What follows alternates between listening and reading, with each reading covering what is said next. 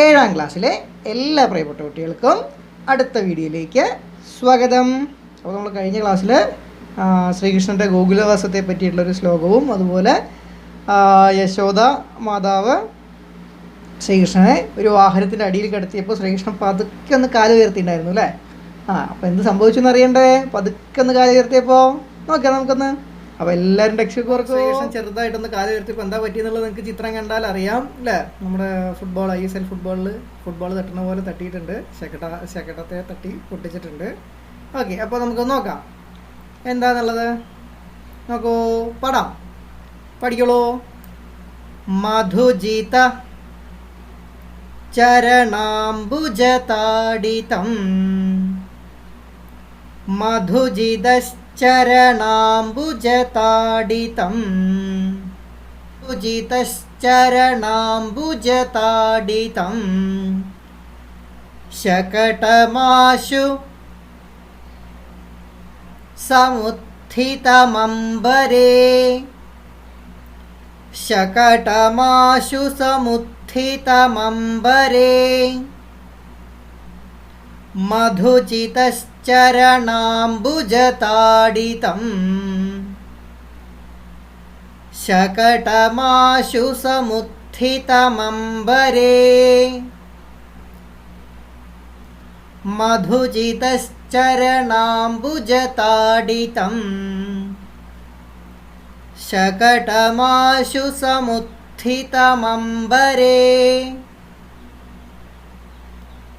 മധുജിതശ്ചരണാംബുജതാഡിതം ശകടമാശു സമുത്ഥിതമംബരേ. എളുപ്പല്ലേ? അടുത്ത രണ്ടുപേരും വരട്ടെ. വിപരിവൃത്യ പപാതമഹീതലേ വിപരിവൃത്യ പപാതമഹീതലേ വിപരിവൃത്യ പപാതമഹീതലേ പട്ടുതരധ്വനി പൂരിതദിങ്മുഖം പട്ടുതരധ്വനി പൂരിതദിങ്മുഖം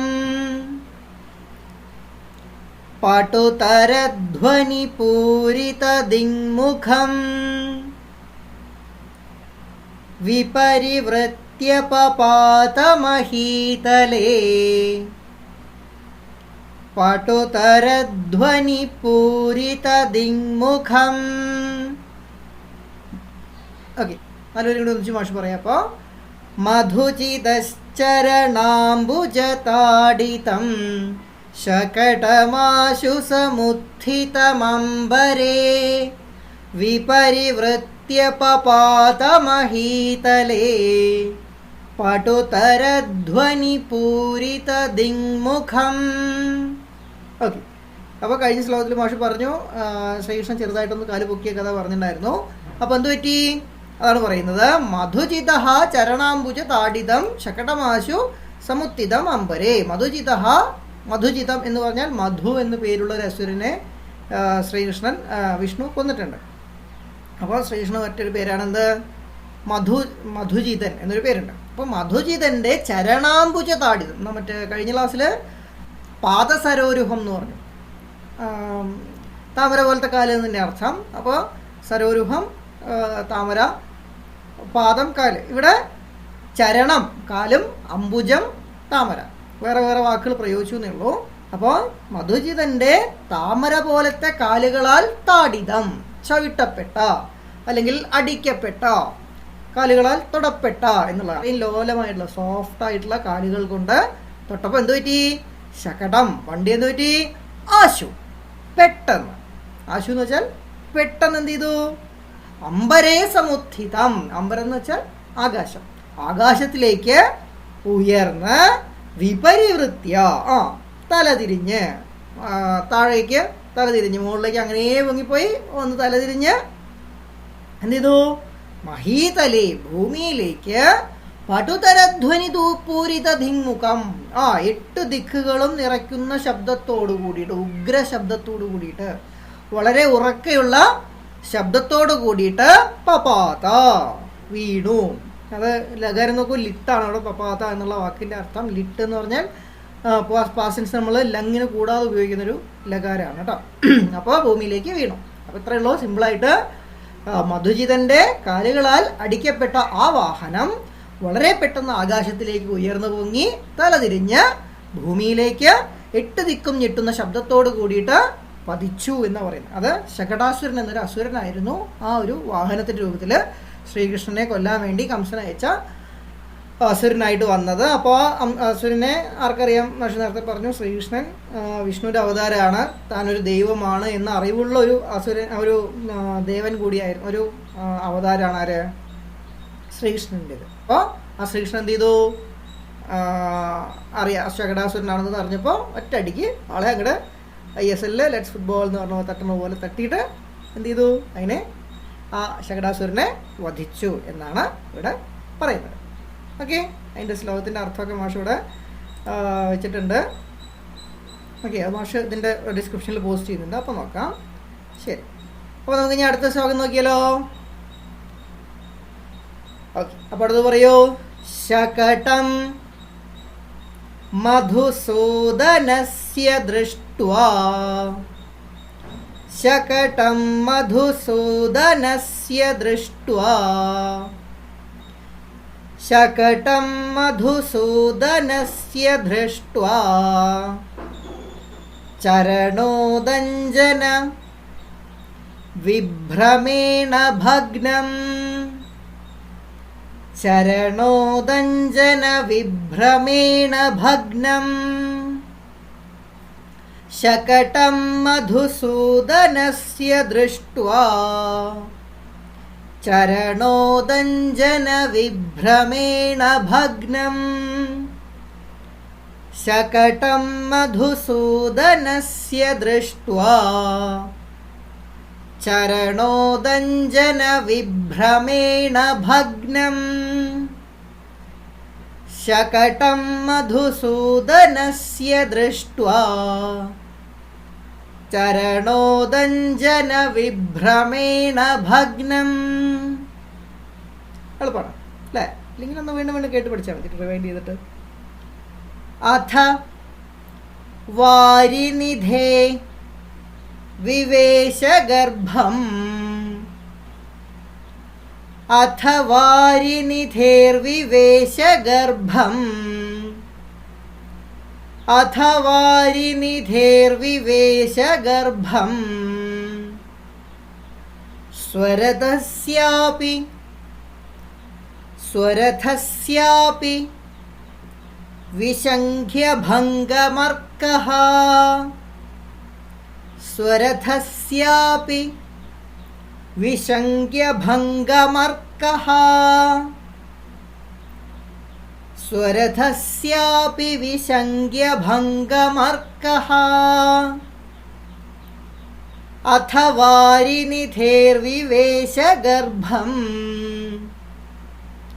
സ്വരഥസ്യാപി വിശംഖ്യഭംഗമർക്കഃ, അഥ വാരിനിധേർവിവേശഗർഭം, സ്വരഥസ്യാപി വിശംഖ്യഭംഗമർക്കഃ. നാലുപേരോട് ഒന്നിച്ച് പറയാം. ശകടം മധുസൂദനസ്യ ദൃഷ്ട്വാ ചരണോദഞ്ജന വിഭ്രമേണ ഭഗ്നം, അഥ വാരിനിധേർവിവേശഗർഭം, സ്വരഥസ്യാപി വിശംഖ്യഭംഗമർക്കഃ. കഴിഞ്ഞ ശ്ലോകത്തിൽ ശ്രീകൃഷ്ണൻ എന്ത് ചെയ്തിട്ടുണ്ട്? ശകടാസുരനെ അടിച്ച് പൊളിച്ചിട്ടുണ്ട് അല്ലേ? ശരിക്കും കറക്റ്റ് വാക്ക് പറഞ്ഞാൽ അടിച്ച് പൊളിച്ചിട്ടുണ്ട്. അപ്പോൾ ഇവിടെ അതിന് ശേഷം ഒരു തമാശയായിട്ടൊരു നമ്മുടെ കവി സുകുമാര കവിക്ക് തോന്നിയ ഒരു നല്ല ചിന്തയാണ് ഇവിടെ പറയുന്നത്. ഒരു എന്താ പറയുക, ഒരു ഭാവനയാണ് പറയുന്നത്. അഥ എന്നുണ്ട്, അനന്തരം എന്ന് പറഞ്ഞാൽ ശ്രീകൃഷ്ണൻ്റെ ഈ ഒരു ലീല കഴിഞ്ഞതിന് ശേഷം, ഇത് ശകടഭംഗം കഴിഞ്ഞതിന് ശേഷം അർക്കഹ, അർക്കൻ എന്ന് വെച്ചാൽ സൂര്യൻ്റെ വേറൊരു പേരാണ്. നമ്മൾ 4ാം ക്ലാസ്സിലൊക്കെ പഠിച്ചിട്ടുണ്ട്. അർക്കൻ, സൂര്യൻ, അർക്കൻ മലയാളത്തിലും പറയും കേട്ടോ. സൂര്യൻ എന്ത് ചെയ്തു? മധുസൂദനസ്യ ചരണോദഞ്ചന വിഭ്രമേണ ഭഗ്നം യാനം ദൃഷ്ടുവ ശകടം ദൃഷ്ടുവ. മധുസൂദനാൽ ശ്രീകൃഷ്ണന്റെ കാലുകൊണ്ടുള്ള അടി കൊണ്ട് ഭഗ്നം ശകടം ദൃഷ്ടുവ തവിടുപൊടിയായി കിടക്കുന്ന ശകടം ദൃഷ്ടുവ വണ്ടി കണ്ടിട്ട്, വാഹനം കണ്ടിട്ട്. നമ്മുടെ സൂര്യൻ മുകളിലുണ്ടല്ലോ, സൂര്യദേവൻ മുകളിലുണ്ട്. അപ്പോൾ സൂര്യദേവൻ കാണുമ്പോൾ എന്താണ്, മുകളിൽ വന്നതും കണ്ടു, താഴ്ത്തു പോയി തവിടുപൊടിയായി കിടക്കുന്നതും കണ്ടു.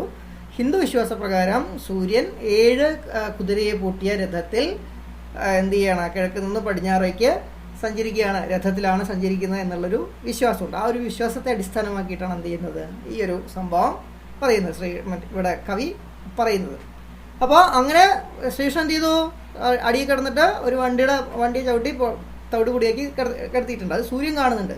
അപ്പോൾ സൂര്യൻ എന്ത് ചെയ്തു, ഇത്ര യാനം കണ്ടു. ആ സൂര്യൻ മറ്റേ തവിട് പൊടിയായി കിടക്കുന്ന ആ വണ്ടി കണ്ടപ്പോൾ, ശകടം കണ്ടപ്പോൾ സ്വരഥസ്യാപി ഭഗ്നം വിശങ്ക്യ ഭംഗം വിശങ്ക്യ.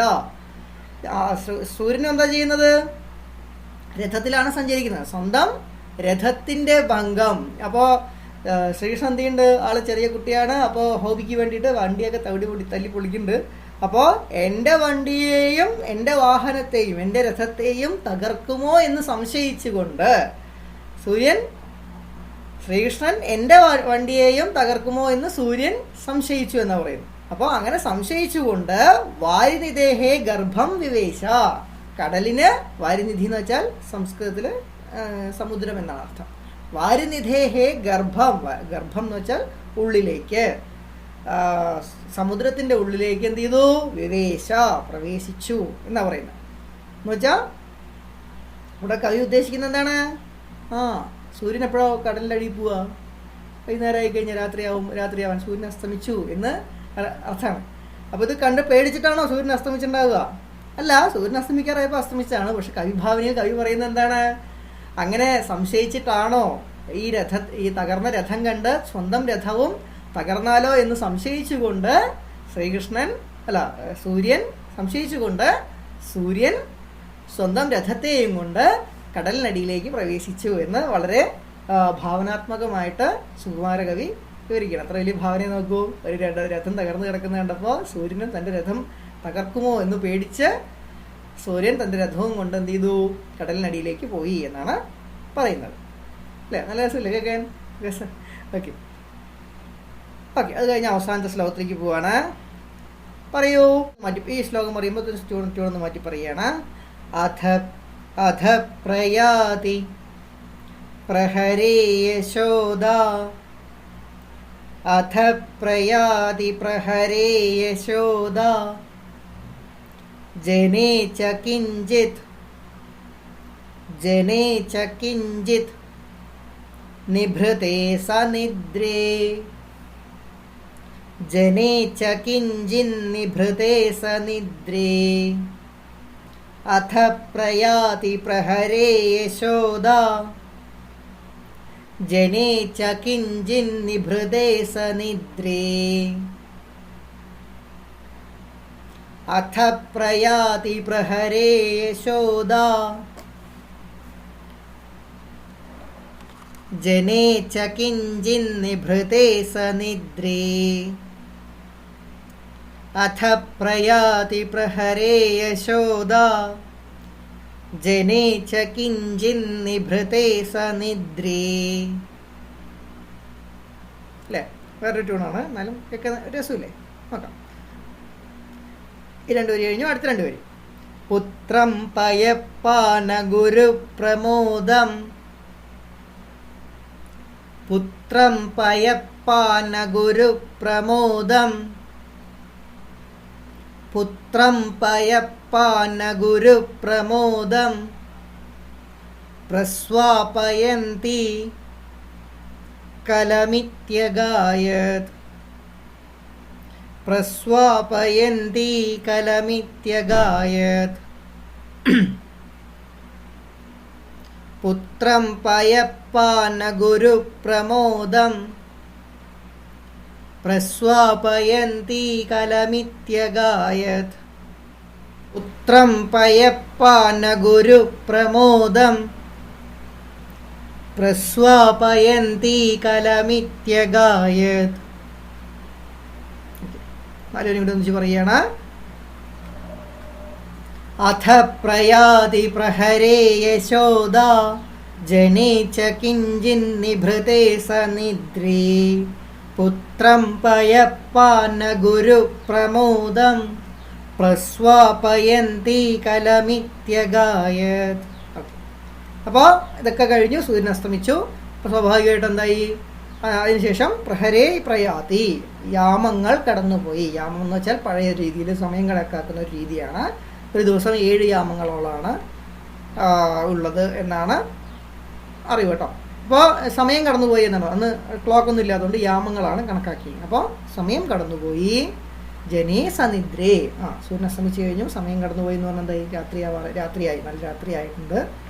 ജനേ സനിദ്രേ, ജനങ്ങളെല്ലാവരും എന്ത് ചെയ്തു? സനിദ്രേ, ഉറക്കത്തിലേക്ക് വീണു. കിഞ്ചിത് നിഭൃതേ, ഇന്നെന്തായി? എല്ലാവരും ഉറങ്ങിയപ്പോൾ വളരെ നിശബ്ദത എല്ലായിടത്തും പരന്നു. യശോദ എന്ത് ചെയ്തു? പയപ്പാന ഗുരുപ്രമോദം. പയപ്പാനം, പയഹ എന്ന് വെച്ചാൽ നമ്മൾ രണ്ടാമത്തെ പാഠത്തിൽ പഠിച്ചിട്ടുണ്ടായിരുന്നു. എന്താണ് പയഹ? പാല്. പയപ്പാന ഗുരുപ്രമോദം, പാല് കുടിച്ച് സന്തോഷവാനായിരിക്കുന്ന, പാല് കുടിച്ച് വളരെ സന്തോഷവാനായിരിക്കുന്ന പുത്രം. ആരാണ്? ശ്രീകൃഷ്ണൻ. പുത്രനെ പ്രസ്വാപയന്തി, പാല് കുടിച്ചുകൊണ്ട് തന്നെ എന്ത് ചെയ്യണം?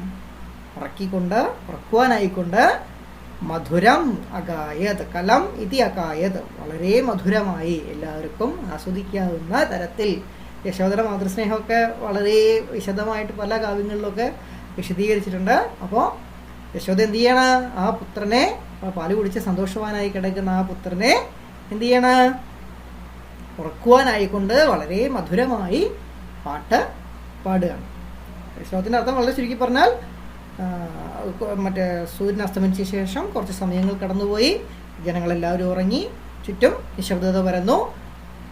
യശോദയാകട്ടെ പാല് കുടിച്ച് സന്തോഷവാനായിരിക്കുന്ന തൻ്റെ പുത്രനെ ഉറക്കുവാനായിക്കൊണ്ട് മധുരമായി പാട്ട് പാടി എന്നാണ് പറയുന്നത്. ഒരു 5 ശ്ലോകങ്ങൾ നിങ്ങൾ ചെയ്യേണ്ടത്. ഇപ്പോൾ പഠിച്ച 3 ശ്ലോകങ്ങളിൽ, നേരത്തെ 2 ശ്ലോകങ്ങൾ പഠിച്ചിട്ടുണ്ടായിരുന്നു, അതിൻ്റെ അന്വയോ അർത്ഥവും കൂടി എഴുതുക, പദച്ഛേദം എഴുതുക. ഇനി ഇതിലെ പഠന പ്രവർത്തനങ്ങൾ നമുക്ക് വളരെ വേഗം നോക്കാം. സതാളം ശ്ലോകാൻ ആലപ്പത്തു, ശ്ലോകങ്ങൾ വളരെ ഇതിൽ താളത്തിൽ പാടാനാണ് പറഞ്ഞിരിക്കുന്നത്. ശ്ലോകാനം അന്വയം ലിഖിതോ നിങ്ങൾ എഴുതി കഴിഞ്ഞിട്ടുണ്ട്. ശ്ലോകങ്ങളുടെ അന്വയം എഴുതാൻ. ശ്രീകൃഷ്ണസ്യ ഗോകുലവാസം വർണ്ണയതു, ശ്രീകൃഷ്ണന്റെ ഗോകുലവാസം വർണ്ണിക്കാനാണ്. ശ്രീകൃഷ്ണന്റെ ഗോകുലവാസം ഇതിലേതിലാണ് പറഞ്ഞിരിക്കുന്നത്? എത്രാമത്തെ ശ്ലോകത്തിലാണ് പറഞ്ഞിരിക്കുന്നത്? ഗോകുലവാസികളെയൊക്കെ സന്തോഷിപ്പിച്ചുകൊണ്ട് താമസിച്ചു എന്നൊക്കെ പറയുന്നത് 1ാമത്തെ ശ്ലോകത്തിൽ. അപ്പം എന്ത് ചെയ്യണം? 1ാമത്തെ ശ്ലോകത്തിൻ്റെ ആശയ എന്ന ഭാഗം നിങ്ങൾ ഇവിടെ എടുത്ത് എഴുതണം. ഈ ഒരു ഭാഗം എന്ത് ചെയ്യുക? എഴുതാം. അത്രയേ ഉള്ളൂ. 1ാമത്തെ ശ്ലോകത്തിൻ്റെ ആശയം എഴുതുക. അടുത്തതോ ശകടഭംഗം വിശദയതു, ശകടഭംഗം വിശദീകരിക്കാൻ. മറ്റേ ശ്രീകൃഷ്ണൻ വാഹനത്തെ തല്ലിപ്പൊളിച്ചത് എങ്ങനെയാണ് എന്നുള്ളത് വിശദീകരിക്കാൻ. അത് ഏതൊക്കെ ശ്ലോകത്തിലാണ്? 2ാമത്തെ ശ്ലോകത്തിൽ ചവിട്ടിയുള്ളൂ. 3ാമത്തെ ശ്ലോകത്തിൽ എന്ത് ചെയ്തു? തല്ലിപ്പൊളിച്ചു. 4ാമത്തെ ശ്ലോകത്തിൽ സൂര്യൻ അസ്തമിക്കുന്നത് കൂടി കവി ആ ഭാവനയിൽ പറയുന്നുണ്ട്. അപ്പോൾ ഈ 2, 3, 4 ശ്ലോകങ്ങളുടെ ആശയങ്ങൾ ഒന്നിച്ച് എഴുതി കഴിഞ്ഞാൽ എന്തായി? അതിൻ്റെ വിവരണമായി. ശ്ലോകാൻ സമ്യക് പഠതു പദപ്രശ്നം പൂരിക്കു. അപ്പോൾ ശ്ലോകം പഠിച്ച് പദപ്രശ്നം പൂരിപ്പിക്കാനാണ് പറഞ്ഞിരിക്കുന്നത്. എങ്ങനെ പൂരിപ്പിക്കുക? ഇവിടെ ഇത് തന്നിട്ടുണ്ട്, മാഷപ്പോൾ ഒന്ന് ചെറുതാക്കാം. ഓക്കെ, നോക്കൂ. ചോദ്യങ്ങൾ എന്തൊക്കെയാണ്? ദക്ഷിണതഹ എന്ന് പറഞ്ഞാൽ വലത്തോട്ട്, അതായത് ഇങ്ങനെ വലത്തോട്ട് വലതുഭാഗത്തേക്ക് എഴുതാനാണ് പറയുന്നത്. 1ാമത്തെ ശ്രീകൃഷ്ണസ്യ പരം നാമം, ശ്രീകൃഷ്ണൻ്റെ വേറൊരു പേര്, 3 അക്ഷരമുള്ള പേരാണ്. കെയും കൊടുത്തിട്ടുണ്ട്, വഹയും കൊടുത്തിട്ടുണ്ട്.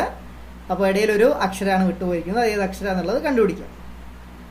ഈ ടെക്സ്റ്റ് ബുക്കിൽ എവിടെയെങ്കിലും ഉണ്ടാവും, അല്ലെങ്കിൽ നിങ്ങൾക്ക് വേറെ ചോദ്യങ്ങൾ എഴുതുമ്പോൾ ഉത്തരം കിട്ടും. 3 വാക്കുകളാണെന്ന് പറഞ്ഞു, 3 അക്ഷരങ്ങളാണെന്ന് പറഞ്ഞു കേട്ടോ.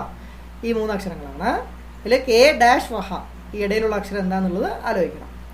ശരി, ഇനി അടുത്ത 6 വലത്തോട്ട്, അത് 2 അക്ഷരമുള്ളൊരു വാക്കാണ്.